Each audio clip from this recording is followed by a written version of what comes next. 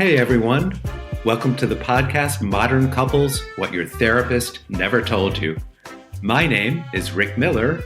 My name is Lillian Borges. And we're both therapists who love working with couples and sharing the news with you. So thanks for joining us. Today's topic is speaking different languages. And Lillian, I know you have a great case. Yes. You know, there was a time in my career that I had a lot of couples who met at the internet, and they were from different countries. Of course, one person lived here, was American, and the other person was from another country. But because I spoke, or I still speak Portuguese and Spanish, I had a lot of couples that came to me because I spoke different languages and I could translate for them. Can I ask a question? Yes, go ahead. How did they communicate with each other before you could do the translating?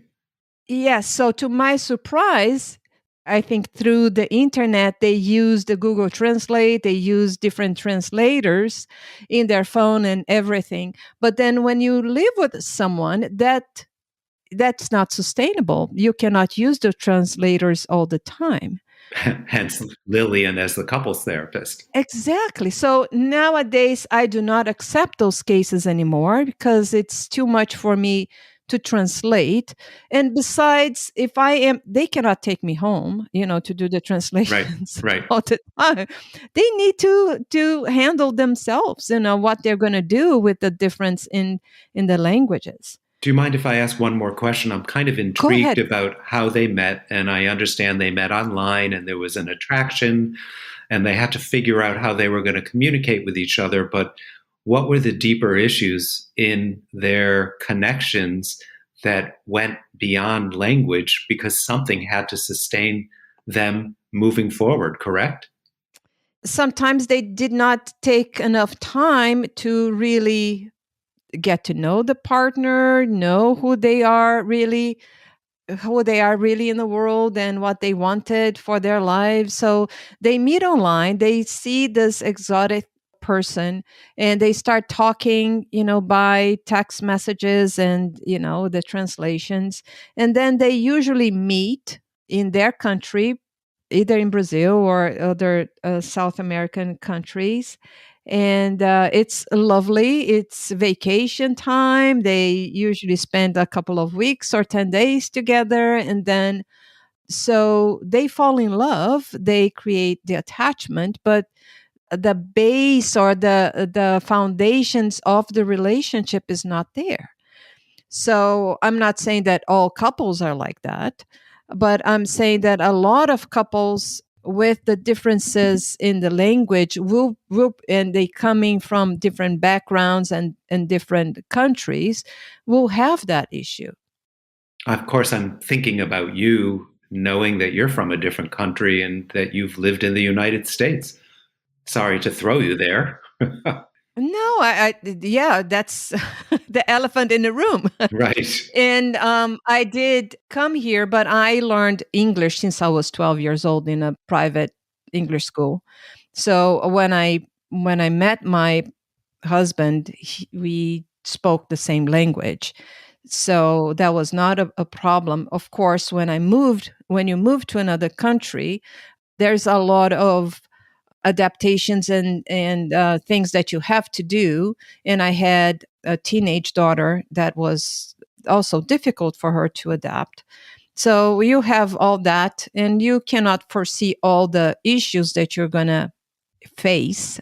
But I think that it's what brings me, makes me or surprises me is that couples who do not speak the same language, they make this huge investment and change in their lives, and to live with a partner they don't know very well and they cannot speak the same language.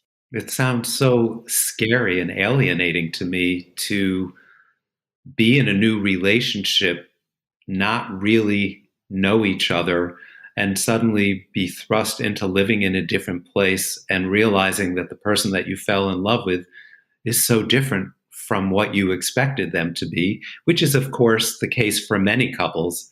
that come to our offices for couples therapy. Yes, yes. But you brought something really important, is that we do need to have a very solid foundation for the relationship. And in order to have that, you need to get to know each other. And a lot of times we do not take the time.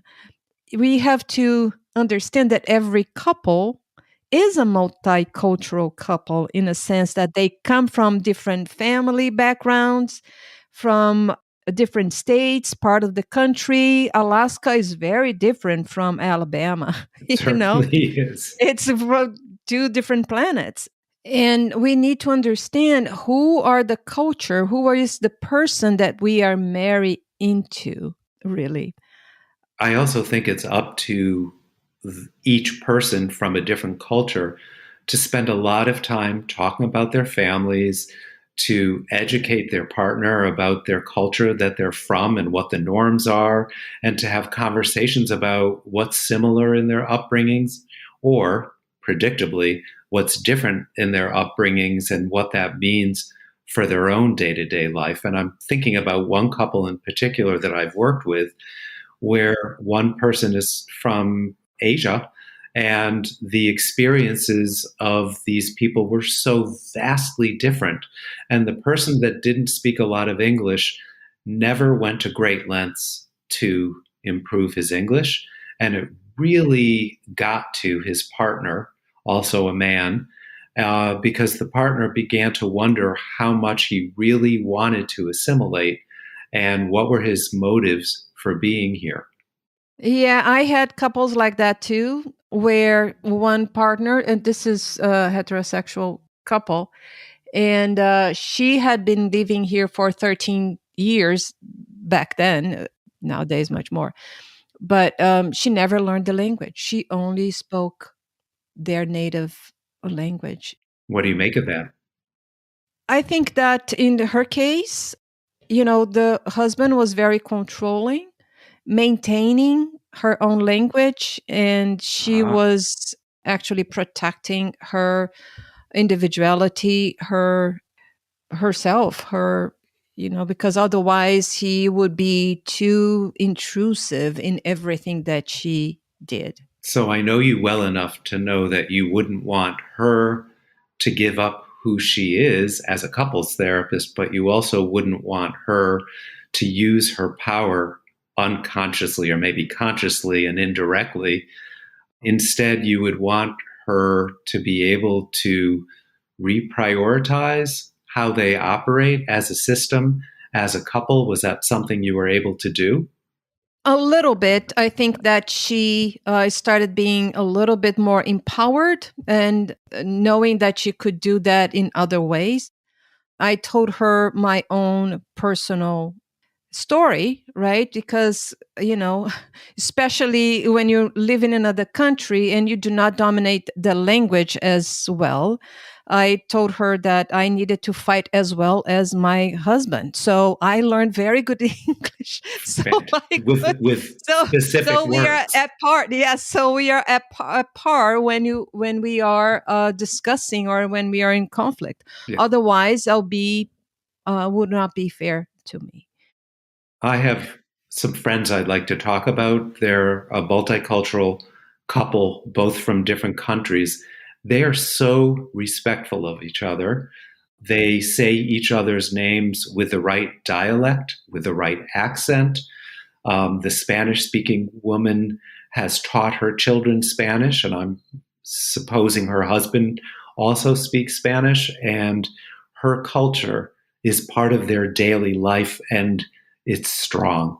Oh, I love that. Isn't that I nice? love that. Yes, because trees need to have healthy roots to Yes. grow and be healthy, right? So it is the mother and the father part of the roots of the tree.